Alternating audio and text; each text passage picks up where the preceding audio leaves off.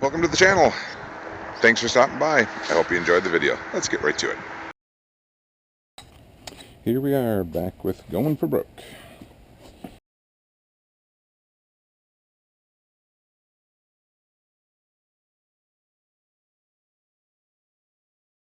Seeing as how this is a new to me and the previous owner, well, questionable stuff, we are now going to look at the fan belt and the pulleys because I'm getting some squeaking.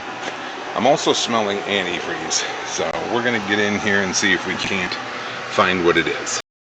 So kind of bringing you in halfway. I've already removed the box, checked the air filter. I'll show you how that goes back in. I'm now going to remove this resonator in the center. You lift up and you're going to pull it away from that throttle body.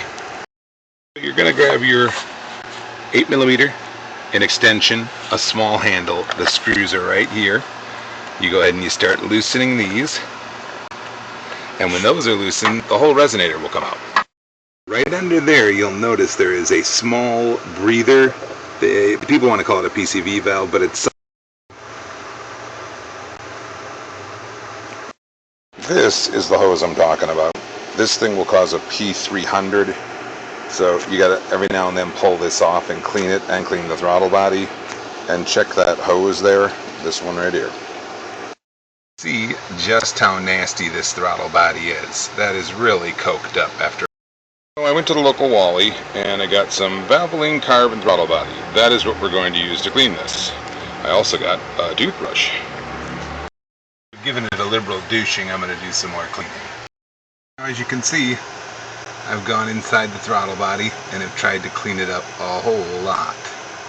I'll now run some Tecron through it. I see a little bit of dirt up in that upper corner that you probably can see, and I just now noticed it. Here we are, with a little bit of simple toothbrush and a pair of old worn out undies. We were able to clean that out and make it way more user friendly, and the truck should run much smoother when we're done. How about we reverse the process now and put stuff back together? Okay, I spoke about that hose. It belongs right there on that piece. You can see it sitting up with the oil on it. It has to go on that when you put this back in. It's very cumbersome. I need both hands. We are with the next phase. We've got the resonator back on. You'll notice I've got this piece here attached, and I've got the bolt holes here. You can see them, one there in front of here and one there that you got to put bolts through. These here are the bolts. Right there. And there we go. It requires a very lengthy, maybe not as long as this extension, but a fairly lengthy one.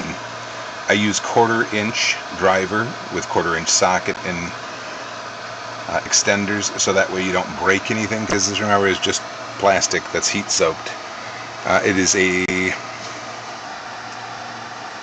10mm. We have a bolt here and one down here that need to be tightened. Those are 8mm. And these are kind of tricky to get to. They're on a weird angle, so take your time so you don't strip or break anything, and you don't need to Herculean.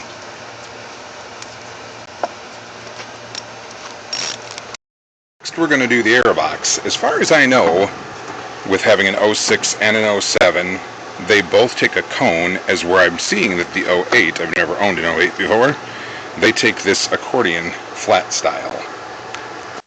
Okay, so you're going to line up these pieces. You can see them, how they go in. They're little tabs, and they line up in those little areas, and it sets downward, forward, and you got to put the accordion on at the same time, the boot. Now, I've already removed my MAF and cleaned it. I would highly advise to only use MAF cleaner on it. That's what I've always done. You be your own judge and your own choice, and you do what you think is right. These, it's actually called, I believe, a bellow, or an accordion bellow boot, something to that nature. They need to be lined up tab to tab and then tightened.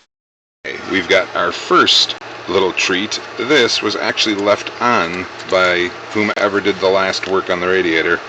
They just left it holding there. Always good in case you need another one. Now you're going to notice right down here, there is a clip here and another clip here. Right here on the front. Now we're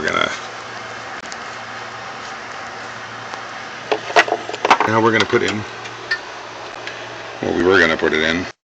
Right after I stopped recording, I dropped this little bugger down, and I had to get another one out of my basement out of a pack I bought. Snaps in, lines it up, and that keeps the MAF from backing up. Right down there, the second pulley down, it's your idler. We're going to loosen that and remove it and check it, because I think that is what's causing my squealing. There is not a lot of room in here, so you're going to have slow, easy moving. I don't think you can get an air compressor or electric tool down here. It's just too tight. You can see what I mean. I can barely get the camera to focus down there. I'm going to bore you with details, but I've dropped my wrench and it's now hiding down in there somewhere. There it is, shiny down there. Off comes the armor. We're now under the truck, as you can see. And this is all the stuff. Your back armor, your front armor. Here's the bolts up front. They're 13mm. And then there's two here, and there's two back there. You can see the head of one of them sticking down slightly. And there is my wrench. Right there. You can just make it out where I'm putting my hand.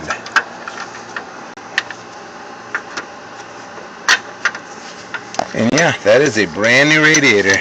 The previous owner told me they put a brand new one in. He wasn't kidding. They did. Okay, this clamp is definitely not done correctly. You can see this clamp I'm looking at right there, spring tension clamp. That is a totally incorrect way of putting that on.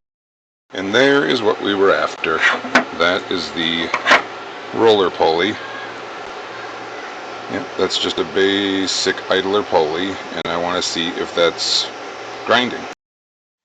Okay, there it is. I put a different one in, nice and shiny. I would highly recommend taking the shroud out and the fan. Here comes the hardest part, putting the belt back on.